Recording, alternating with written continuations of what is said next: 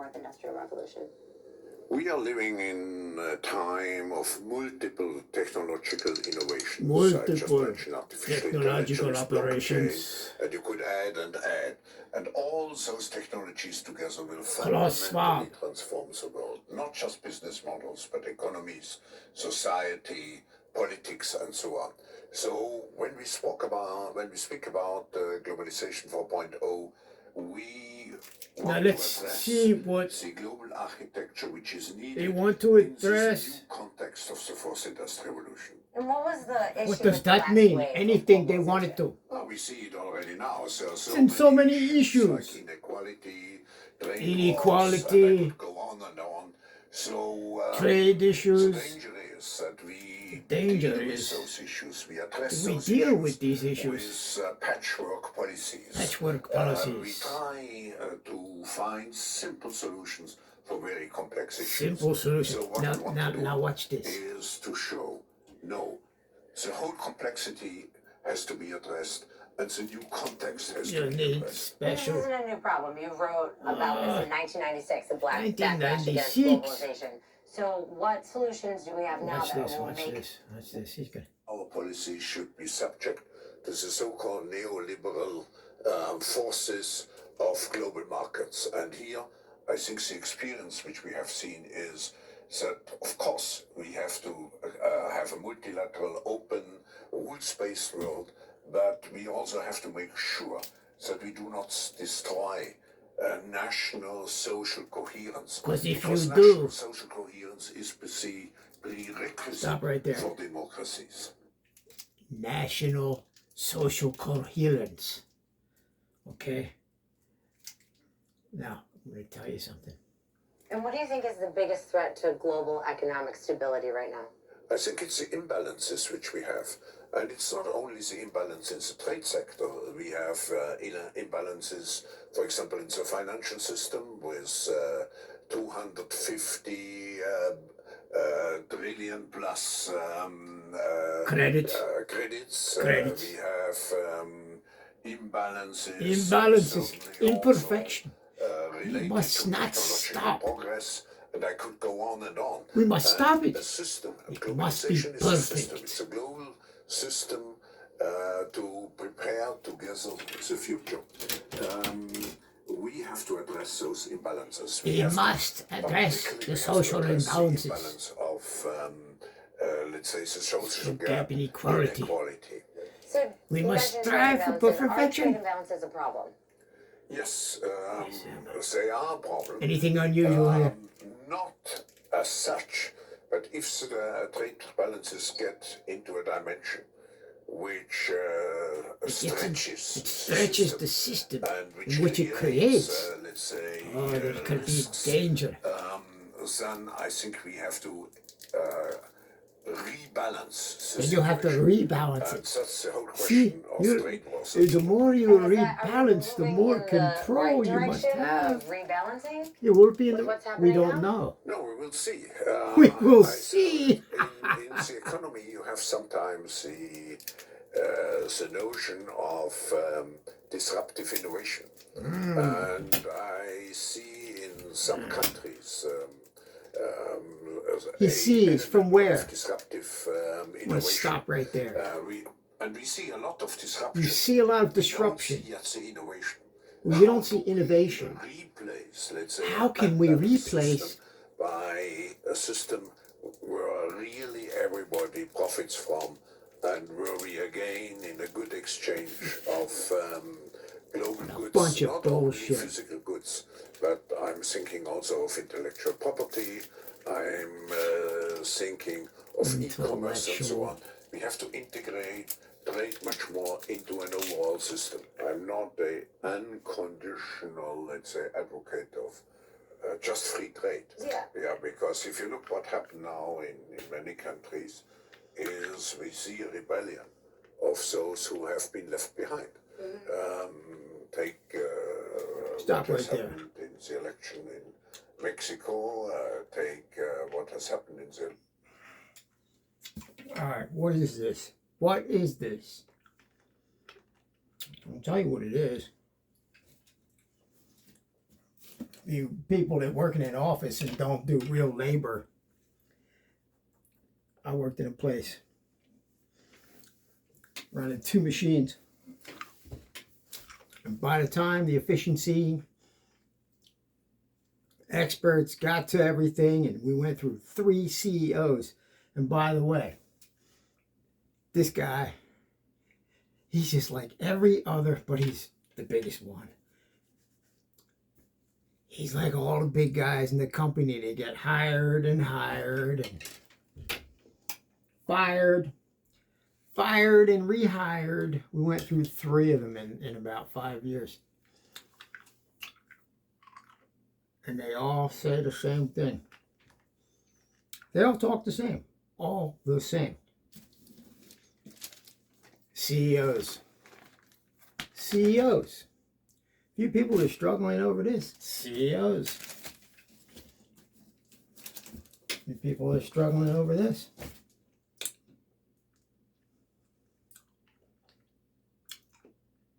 The election in CEOs. Mexico, take what has happened in the election.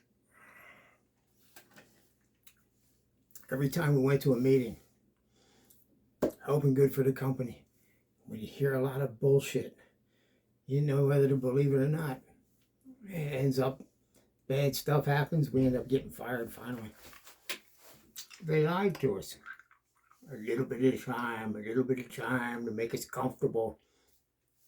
They got so bad, they ended up firing their own CEOs that they hired thinking would do a better job than the last ones, and each one got worse. And then the last one was the youngest kid. He was only 29 going on 30. This kid wanted to look really good at the meeting. He'd buy you food, he'd get you the hoagies and ask you if you wanted to play baseball on Saturday. Anyway, he had so many apparatuses for detectors on the tubing lines and the wire lines, the bubble detectors and everything. And we got blamed for all the scrap. Well, these newfangled bubble detectors caused tightness in the tubing, and they would get stuck whether you were kicking out when you had to retie and hook. And every time you'd have to refix it, and probably more than half the time it would break the tubing.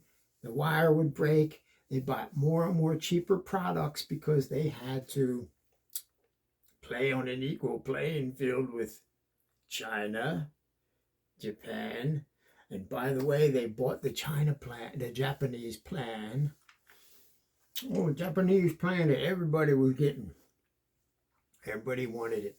It was the best efficiency plan. It made us all into robots, robot workers.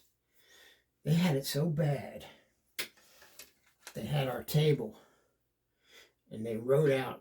We had to do it ourselves. This is what we're going to write out and put a picture of a wrench so you could fit your wrench on the table in that spot. But they never gave us new tables, old raggedy tables, and they put some plexiglass over top of these new labels. And when you put your tool down on the plexiglass, it would slide off the label if you just barely bumped the table. Sweeping the floor at the end of the night rush and you bumped. You get written up the next day for having a screwdriver out of the, it was over the line, you know, that your wrench was off the, still there. Or the guy would rat on you. He'd bump the table and say that you did it. You had to work so hard, sign all these things as you're working. Machines, computers were breaking down all the time, depending on what machine you were working on. The CEO threw away Ferris riders because they were there for years, and we needed these special nuts. Like, what are these? And he threw them away. I asked him, I said, just call him, should we call him Josh? Let's call him Josh. Hey, Josh, what happened to those? I don't know. Josh, they got thrown away for a second time. Do you know we need those? I have to confess, yeah, it was me. I didn't know what they were.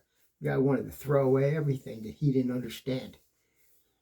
So we made more scrap that year because they were buying cheaper material. One year, we got pebbles from the tsunami in our stuff. Yeah, try running tubing with that. Yeah, it's because people were in a hurry to save their asses everywhere, everywhere. And the last meeting with the last CEO before he got fired and the kid took over, the guy's up there, he would stand like this. He would stand like this. Hold his chest.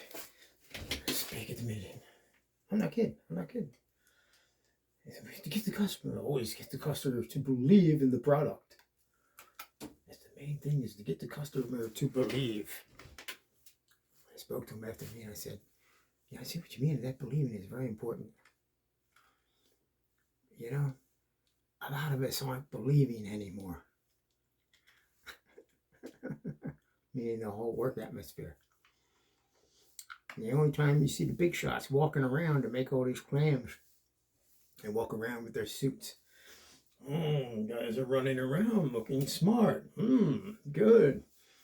And then the kiss-ass CEO manager guy, the kid underneath that destroyed everything finally, along with COVID, of course, all interacted.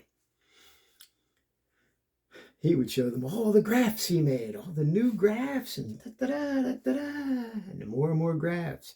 And then you had to look at the graph every day. Your supervisor had to show you how much downtime or how good you were that day. And I said, hey, well, that's because it was the end of the night. It doesn't matter. They don't want to hear that. Hey, you got all this time. You got 8-9 hours yesterday. I said, that's because the guy had the machine running. He was able to get it started for me, and it didn't have any problems all night. And they were extra long runs. Doesn't matter. You still get the credit. What a bunch of bullshit. Equality? People are out of your minds. Out of your minds. Nothing left for me but the...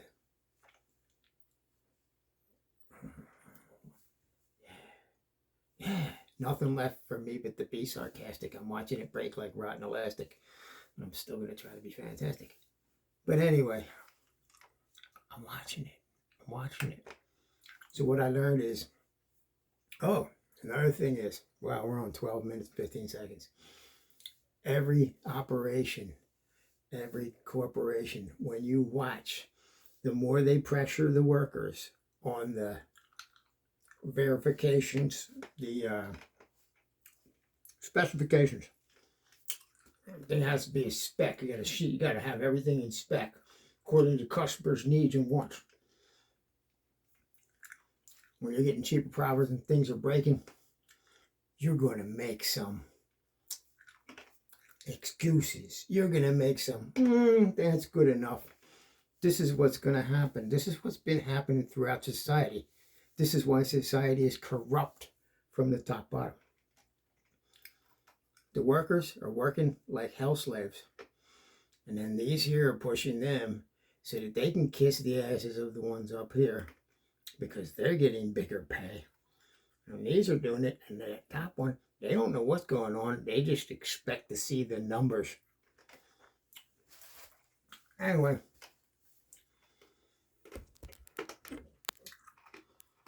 Ain't nobody gonna fix anything.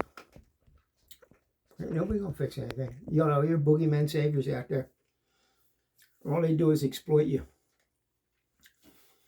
They exploited you. They exploited you since the beginning of the TP Hoarding Event 19. In every way possible. And you defend them. So-called skeptics. It's time. When common sense becomes an offense at our own expense, it's time to see through the invisible fence. It's all bullshit. Show me a skeptic nowadays. Say what you want. It's a one-eyed stunt over and over again. I have to turn this thing off. The thing, rubber band's in the way. Anyway. Probably could go on and on, but I'm not going to. It's very nice in the heater room here. Very nice. Let's see how hot it is. It's cold out there. Look at that. Very nice. Very nice. Anyone want to say anything?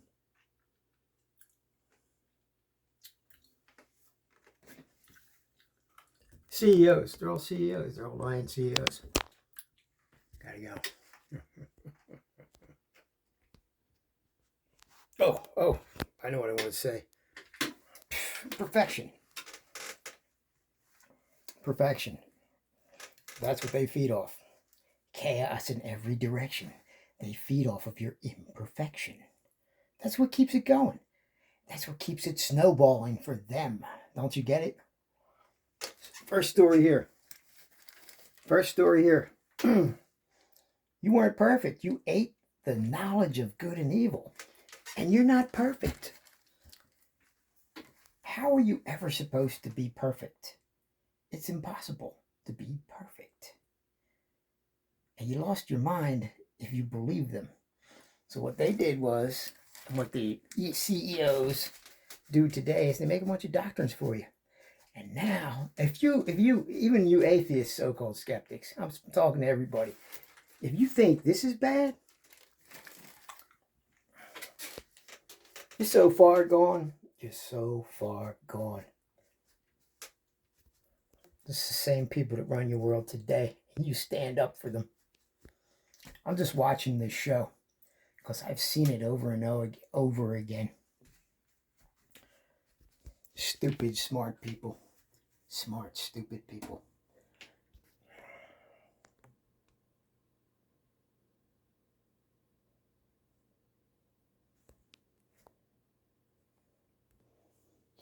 See, because the pretentiousness of wanting to make everything perfect just keeps you enslaved.